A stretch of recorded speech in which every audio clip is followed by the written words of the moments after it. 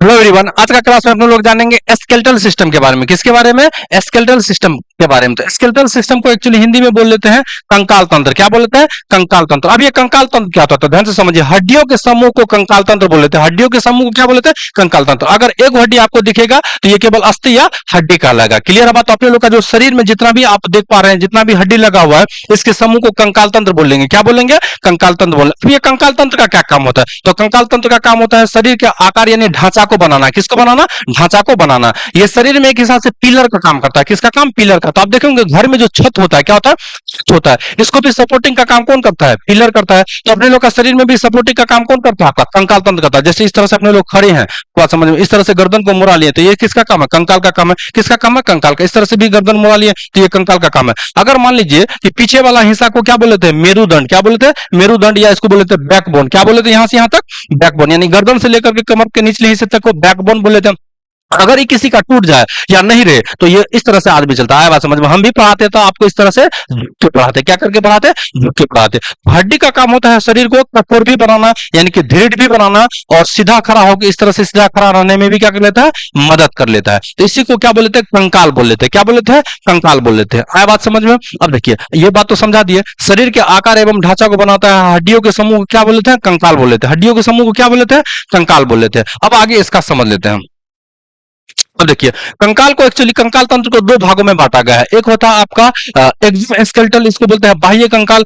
दूसरा होता है आपका एंडोस्केलेटल। क्या होता है? एंडोस्केलेटल, इसको बोलते हैं अंतः कंकाल। अब बाह्य कंकाल क्या होता है और अंतः कंकाल क्या होता है, आइए इसको समझते हैं। तो ध्यान से समझिएगा, जो बाह्य कंकाल होता है, क्या होता है आपका? बाह्य कंकाल होता है, ये किसी भी जीव शरीर में बाहर पाया जाएगा। क्या पाया जाएगा? बाहर पाया जाएगा। तो इसको बाह्य कंकाल बोलेंगे। क्या बोलेंगे? बाह्य कंकाल बोलेंगे। आइए इसका हम इमेज आपको दिखाते हैं कि बाह्य कंकाल किस तरह से होता है। ठीक है, तो यहां से समझिए कि ये जो आप शंख देख पा रहे हैं, ये बाह्य कंकाल में आता है। किसके अंतर्गत आता है? बाह्य कंकाल, यानी मांसपेशी इसके अंदर में पाया जाएगा, यानी इसका शरीर अंदर में होगा और कंकाल बाहर है, यानी अस्थि या बोल लीजिए या हड्डी बोल लीजिए बाहर है। इसी तरह से आप देख लें स्नेल को। किसको? स्नेल को। इसका भी शरीर यानी मांसपेशी है वो अंदर है, हड्डी आप देख पा रहे हैं इसका बाहर है। तो ये आ गया आपका किसमें? बाह्य कंकाल में। किसमें आ गया? बाह्य कंकाल। इसी तरह से आप देखेंगे कछुआ में। किसमें? कछुआ में। तो कछुआ का जो आप ये खोल वाला हिस्सा देख रहे हैं, ये बहुत ही मजबूत होता है। आप इसको कितना मारिएगा इस तरह से तो ये फटने वाला टूटने वाला नहीं। आप इसमें चढ़ भी जाइएगा तो भी इसको कुछ नहीं होगा। तो ये भी बाह्य कंकाल में आता है। किसमें आता है? बाह्य कंकाल। लेकिन इसका हाथ पैर जो और पूंछ जो होता है, ये अंतः कंकाल में आता है। वो अंतः कंकाल अपने लोग आगे जानेंगे। अब आगे जान लेते हैं केकड़ा के बारे में, या तो केकड़ा बोल लीजिए, गोंदा, इसको कांखुर भी बोल लेते हैं। इसका बाहरी आवरण जो देख रहे हैं, ये बाह्य कंकाल में आता है। किसमें आता है? बाह्य कंकाल। मांसपेशी इसका अंदर में पाया जाता है। मांसपेशी कहां पाया जाएगा? अंदर में पाया जाएगा। और आपने लोग समझते हैं,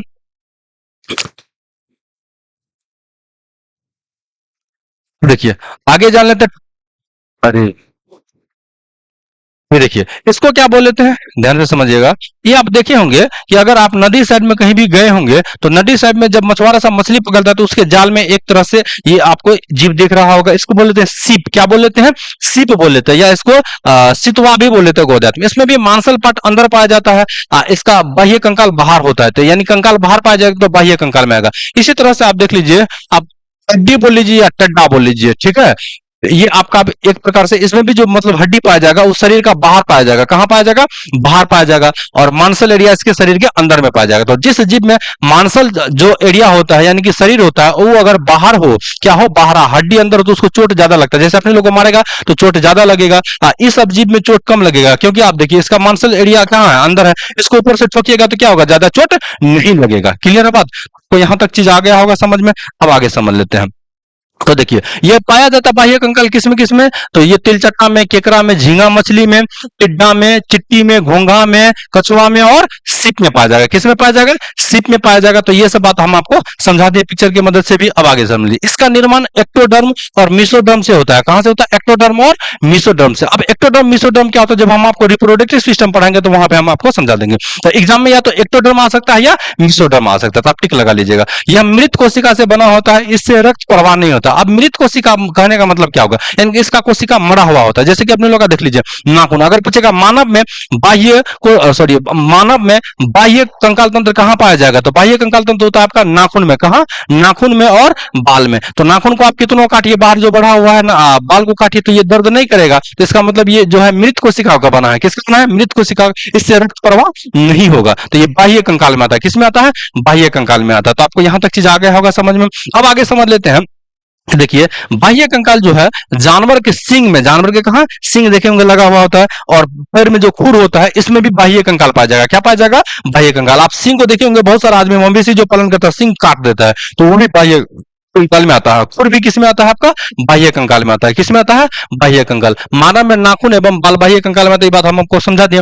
अब आगे समझ लेते हैं अंतः कंकाल के बारे में। किसके बारे में, अंतः कंकाल के बारे में। तो देखिए यह किसी भी जंतु या जानवर में, जंतु या जानवर में मांसपेशियों के अंदर पाया जाएगा। कहां पाया जाएगा, मांसपेशियों के अंदर में पाया जाएगा। जैसे अपने लोग भी जानवर के श्रेणी में आते हैं। आप देखे होंगे किसी भी आदमी को बोलिएगा जानवर का बोलेगा, देखो ये जानवर आ रहा है, जानवर इधर सुनो, जानवर हमको कह रहा है, उसको पूरा गुस्सा उठेगा, वो इरिटेट हो जाएगा। अब वही उसको कहेगा देखो शेर आ रहा है, तो पूरा शांत इस तरह से चौड़ा कर देगा, हाँ बोलो हम बहुत शक्तिशाली हैं, इसलिए लोग हमको क्या कर रहा है, शेर कर रहा है। क्या कर रहा है, शेर कर रहा है। लेकिन उस चोटा को पता नहीं है कि शेर भी एक तरह से जानवर ही है। शेर भी एक तरह से क्या आपका जानवर ही है, जानवर के ही शरीर में आता है। तो यहां तक आपको आ गया होगा समझ। अब इसका अपने लोग डायग्राम समझ लेते हैं, इमेज देखते हैं सॉरी।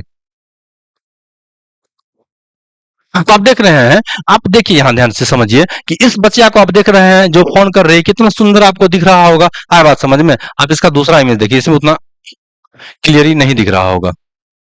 आप यहां समझिए, देखिए ध्यान से देख लीजिए इस इमेज को।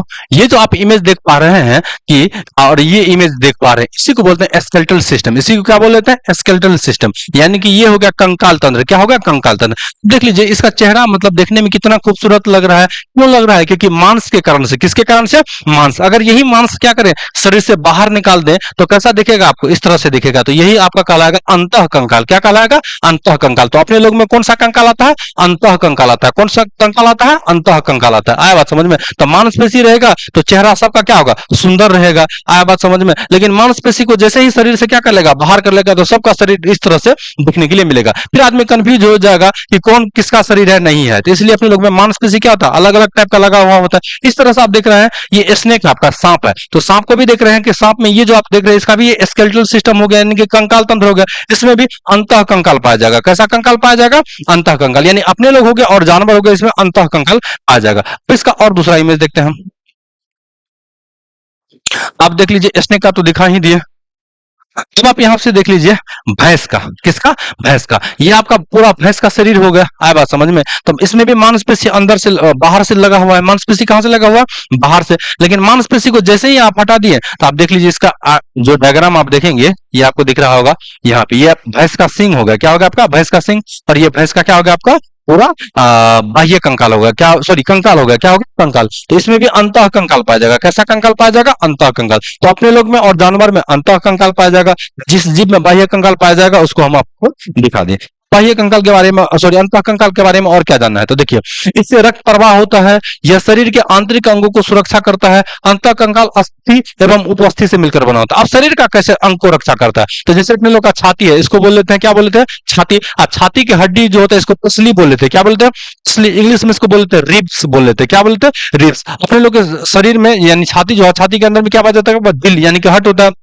और दोनों साइड क्या पाया जाएगा आपका, फेफड़ा पाया जाएगा। क्या पाया जाएगा, फेफड़ा पाया जाएगा। इसको भी प्रोटेक्ट करता है। ना तो मारता इस तरह से कोई मुंह का आपका क्या कर लेता, हार्ट को तोड़ देता, या नहीं तो लंग्स भी डैमेज हो सकता था। तो इसको भी प्रोटेक्ट काम कौन करता है, हड्डी करता है, यानी कि अस्थि कर लेता है। कौन कर लेता है, अस्थि कर लेता है। तो इसको नहीं तो आप इस तरह से झुकते कभी तो दिल आपका बाहर निकल जाता है, ये आपका कोई दिल खींच लेता है, फिर आप कहते हैं आपका दिल हमारे पास है, हमारा दिल आपके पास है, ये भी समस्या हो जाता है। इसी तरह से आप देखे होंगे कि ऊपर वाला जो हिस्सा होता है इसको क्या बोलते हैं, स्कल यानी कि खोपड़ी बोल लेते हैं। इसको क्या बोल लेते हैं, माथा, यानी कि इसके अंदर में क्या पाया जाता है, ब्रेन पाया जाता है। क्या पाया जाता है, ब्रेन पाया जाता है।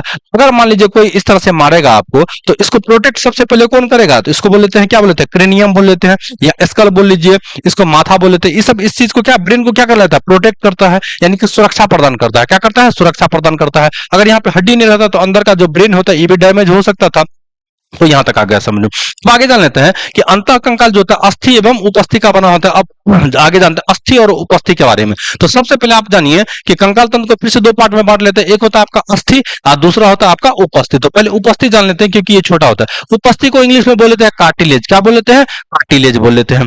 कार्टिलेज क्या होता है? तो यह कंकाल तंत्र का मुलायम भाग होता है जो नाक, कान तथा अस्थियों के जोड़ में पाया जाता है। जैसे कि कार्टिलेज जो होता है यह कंकाल तंत्र का मुलायम हिस्सा होता है। जैसे अपने लोग का नाक देखिए कि इसको जिधर घुमाइएगा ही मुलायम होता है। कान भी आपका क्या है? आपका मुलायम पाया जाएगा, जिसमें कार्टिलेज पाया जाएगा। क्या पाया जाएगा? कार्टिलेज पाया जाएगा। क्लियर है बात?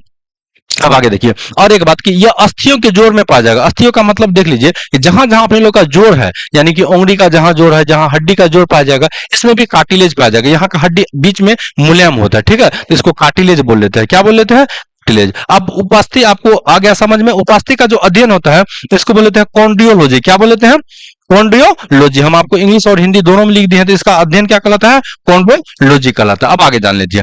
देखिए उपस्थि के बाहरी परत को पेरिकोन्डोडियम कहते हैं, जो क्षतिग्रस्त के दौरान इसे पुनः निर्माण में सहायता कर लेता है। यानी कि इसका काम होता है कि अगर कार्टिलेज अगर किसी भी तरह से डैमेज होगा, मान लीजिए आपका हाथ पकड़ के कोई खींच रहा है, बात समझ। अब देखिए सुने होंगे किसी किसी का या हाथ यहाँ से क्या हो गया? उखड़ गया है, या कोई धक्का देगा आप इस तरह से, मान लीजिए हाथ पकड़ के मचाड़ दिया, तो जहां जहां जोड़ है वहां फ्रैक्चर आ सकता है। तो इसको भी निर्माण करने में निर्माण करने में क्षतिग्रस्त को कौन मदद करता है? तो पेरिकोन्ड्रियम। कौन कर लेता है? पेरिकोन्ड्रियम। इसी तरह से आगे जानिए।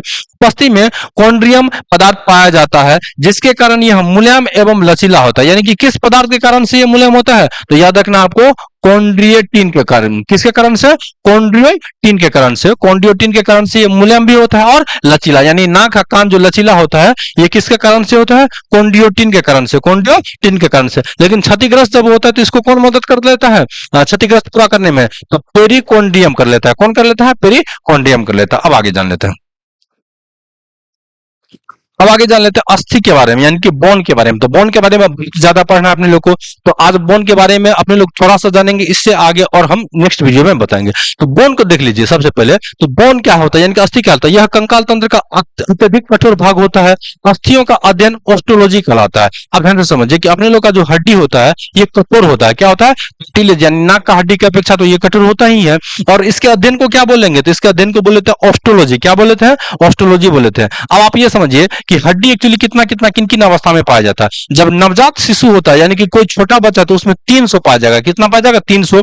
जब उससे धीरे धीरे बड़ा होगा, बाल अवस्था में होगा। किस अवस्था में होगा? बाल अवस्था में, तो उसमें 208 हड्डी पाया जाएगा। कितना पाया जाएगा? 208 हड्डी पाया जाएगा। जब वही एडल्ट हो जाएगा, जैसे अपने लोग का जो एज है, तो अपने लोग एडल्ट एज में आते हैं, इसमें 206 हड्डी हो जाएगा। क्या हो जाएगा? 206 हड्डी आ जाएगा। इसके बारे में अलग वीडियो में, यानी कि अगले वीडियो में अपने लोग अलग अलग पढ़ेंगे कि कितना हड्डी किस किस पार्ट में होता है।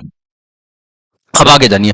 मानव शरीर में सबसे छोटी हड्डी कहां पाया जाता है? तो वो कान में पाया जाएगा। कहां पाया जाएगा? कान में। इस हड्डी का नाम होता है स्टेप्स। क्या होता है? स्टेप्स। ये हम आपको आगे क्लास में बताएंगे। सबसे लंबा अगर हड्डी पूछे तो वो जांग का हड्डी होता है। किसका हड्डी होता है? जांग का हड्डी होता है। अब आगे समझिए।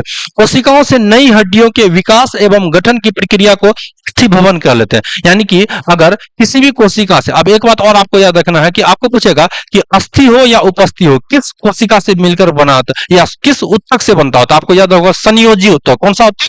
संयोजी उत्तक। अब देख लीजिए, कोशिका से अगर नई हड्डी का निर्माण होता है या बनता है तो इसको क्या बोलते हैं? इस प्रक्रिया को अस्थि भवन बोल लेते हैं। क्या बोल लेते हैं? अस्थि भवन बोल लेते हैं। जैसे कि आपका घर बन रहा है। क्या बन रहा है? घर बन रहा है, तो क्या बोलते हैं अपने लोग? घर का निर्माण हो रहा है। इस तरह से जब हड्डी का निर्माण होगा तो इसको बोलते हैं अस्थि भवन। क्या बोलते हैं? अस्थि भवन। अस्थि भवन परीक्षण द्वारा मनुष्य की आयु का पता लगाया जाता है। यानी कि अगर कोई आदमी मान लीजिए कोई आदमी को कोई मार दिया है, बहुत दिन से मरा पड़ा है, तो उसका हड्डी से, किससे? हड्डी से अस्थि परीक्षण करेगा। क्या करेगा? अस्थि परीक्षण। और उसका एज भी पता कर सकता है कि आदमी का एज, यानी मृत शरीर का एज कितना है।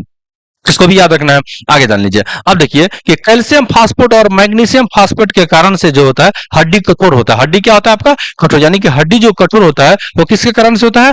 कैल्शियम फास्फेट के कारण से, या याद रखिए आपको मैग्नीशियम फास्फेट के कारण से। किसके कारण से? मैग्नीशियम फास्फेट के कारण से। अब आपको पूछेगा कि हड्डी में, अस्थि बोल लीजिए, हड्डी बोल लीजिए, दोनों का मतलब एक ही होता है। इसमें कौन सा प्रोटीन पाया जाता है? तो ओसिन प्रोटीन पाया जाएगा। कौन सा प्रोटीन पाया जाएगा? ओसिन प्रोटीन पाया जाएगा। तो यहां तक आपको पूरा चीज बारीकी से समझ में आ गया होगा। अब नेक्स्ट पार्ट में अपने लोग इसका अलग अलग चीज देखेंगे। ठीक है।